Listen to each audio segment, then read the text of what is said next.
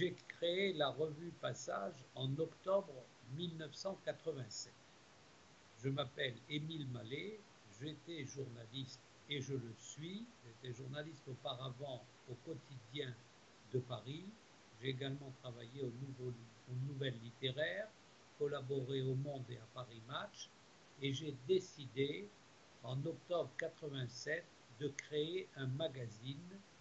Et le lancement de ce magazine s'est fait autour de deux slogans. 5748 années de recul sur l'actualité. Comme vous voyez, nous avons pris le calendrier hébraïque parce que nous souhaitions, mes amis et moi-même, créer une revue avec un regard juif sur l'actualité. Qu'est-ce que ça veut dire un regard juif sur l'actualité? Ça n'était pas aussi simple que ça. C'était prendre du recul sur l'actualité, cadrer l'actualité en fonction de l'histoire et partir de l'histoire du peuple juif, de l'histoire dans sa composante culturelle, historique, plus que religieuse. Donc la revue n'a jamais été une revue religieuse, mais nous avons confronté, si je puis dire laïquement, le judaïsme avec les autres religions, avec les autres cultures, pour montrer que le peuple juif avait un regard intéressant, un regard perçant et un regard qui apportait de la signification aux événements. Revue de référence, nous le souhaitions. Revue influencée par le New Yorker, c'était aussi notre objectif. Qu'est-ce à dire? D'abord, le mot passage.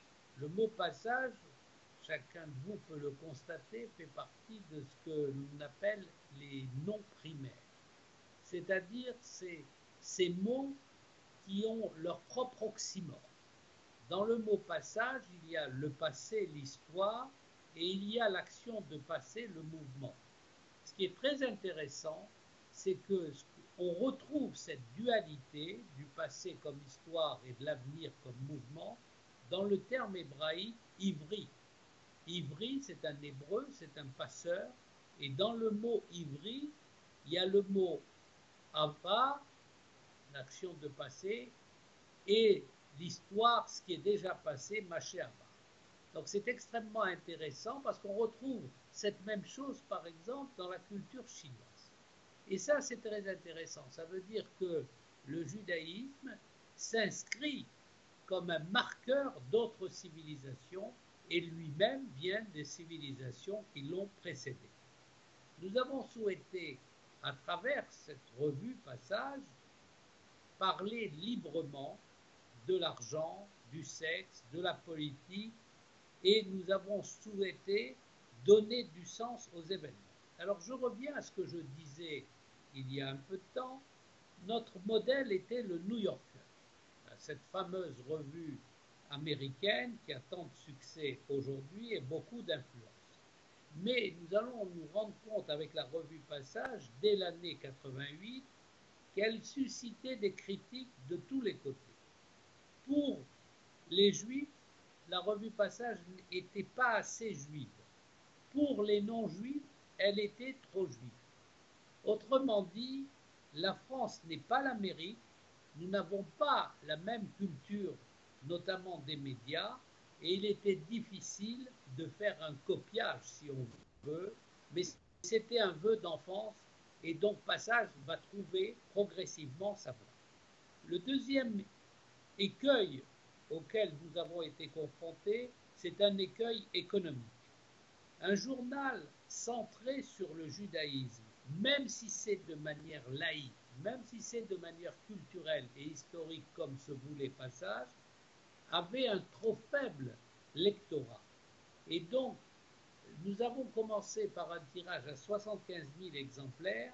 C'était un pari très ambitieux, mais comme nous n'avions pas de gros moyens, évidemment, ce tirage n'aura cessé de baisser pour se retrouver à un autre étiage. Ce que je veux dire aussi, et c'est biblique en quelque sorte comme référence, c'est qu'en même temps que j'ai créé la revue Passage en 1987, j'ai créé un espace oral qui était l'association des amis de passage. Alors, un espace écrit et un espace oral, ça vous rappelle quoi? Eh bien, la loi écrite et la loi orale. Autrement dit, la Torah est une loi écrite et le Talmud est une loi orale. Et nous avons souhaité, donc, à Passage, avoir des références éthiques et faire de l'interprétation, comme ça peut être le cas avec le Talmud. Alors, l'association des amis de passage ou ADAPES organise depuis 1988 des séminaires, des colloques, essentiellement autour de 3-4 thèmes. D'abord autour de la politique internationale, l'Europe, le Moyen-Orient. Naturellement, nous avons assuré la défense d'Israël et la promotion de la culture israélienne, mais nous avons toujours été favorables à l'existence d'un État palestinien et nous le demeurons.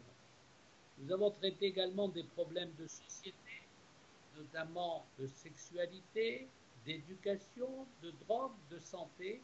Et troisième volet, qui est important, c'est l'énergie.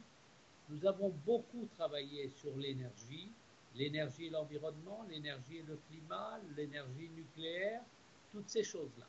Et c'est la raison pour laquelle, dans le cadre de l'énergie, nous avons créé le forum franco-allemand et également un forum de débat avec les Britanniques.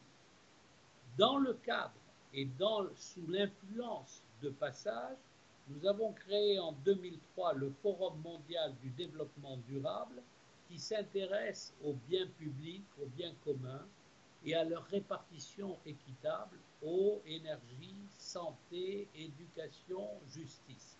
Il y a chez nous cette volonté également de s'intéresser aux continents en difficulté, notamment à l'Afrique, et à toutes les populations qui sont déclassées.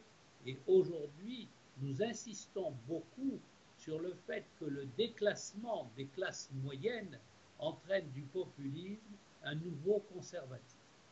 Alors, parmi nos collaborateurs prestigieux, avant de rendre hommage à l'ensemble de nos collaborateurs, je voudrais dire et rendre un hommage à ceux qui nous ont quittés. Et vous voyez, si nous avons déjà quelques collaborateurs qui nous ont quittés, ça veut dire que la revue a une ancienneté, 30 ans d'existence. Alors, nous ont quitté Elie Wiesel, que chacun connaît, le prix Nobel, Jacques de Rogy, Bernard Ullmann, Marthe Robert, Roland Topor, Tim, deux grands dessinateurs, Claude Jean-Philippe, Jean Hellenstein. Je leur rends un hommage, ils ont collaboré très régulièrement à Passage.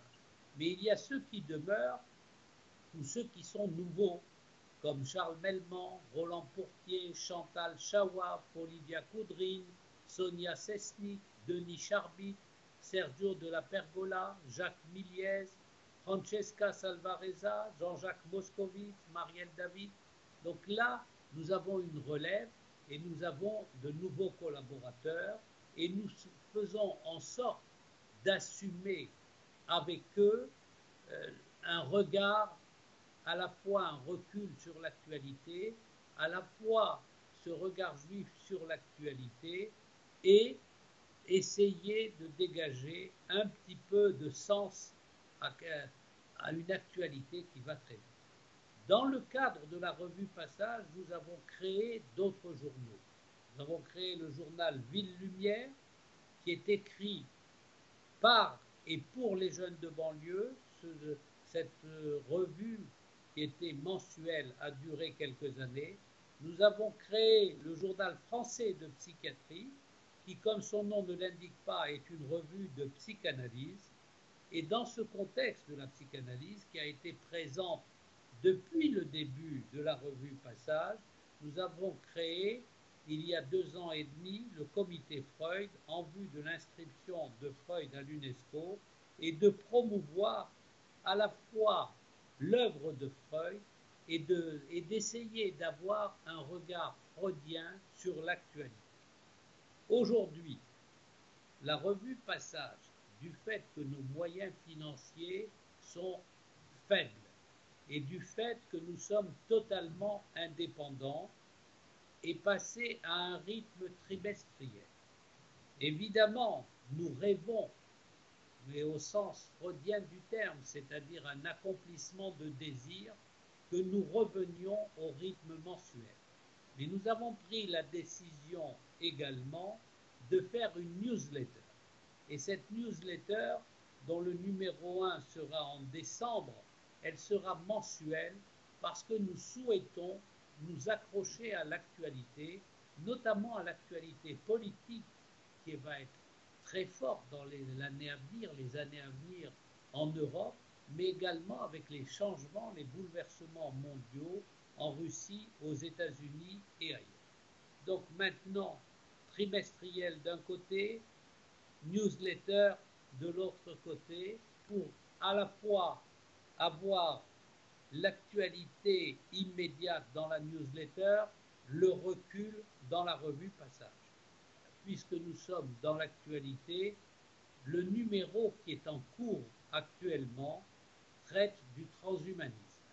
C'est à mon avis, un très beau numéro et un numéro qui intéressera beaucoup les publics d'où qu'ils viennent. Parce que nous mettons l'accent sur l'envahissement des technologies et du numérique aujourd'hui et l'illusion de passer de l'homo sapiens au post sapiens. Donc nous prenons position naturellement en disant oui au progrès, mais au progrès qui se limite à la thérapeutique et qui ne va pas vers ce qu'on appelle un homme augmenté. Donc vous voyez, nous voulons rester modernes, mais en plaçant des limites à notre modernité. Le numéro qui va sortir dans une dizaine de jours aura plusieurs dossiers. Mais je voudrais montrer juste notre intérêt pour la politique étrangère et pour l'énergie. Un grand dossier sur les réseaux électriques et gaziers en Europe, parce que l'énergie est au cœur des économies européennes. Et nous avons également de nombreux articles sur le Moyen-Orient, notamment un article de Denis Charbit qui pointe l'absence aujourd'hui en Israël d'un grand projet politique après la disparition du regretté Yitzhak Rabin il y a une vingtaine d'années et récemment de Shimon Peres, et un reportage dans les territoires palestiniens de Sonia Sesni. Donc vous voyez, nous essayons de garder nos marottes anciennes, d'être fidèles à la vocation et en même temps d'aller avec son temps. Voilà, si je peux résumer, le temps de passage.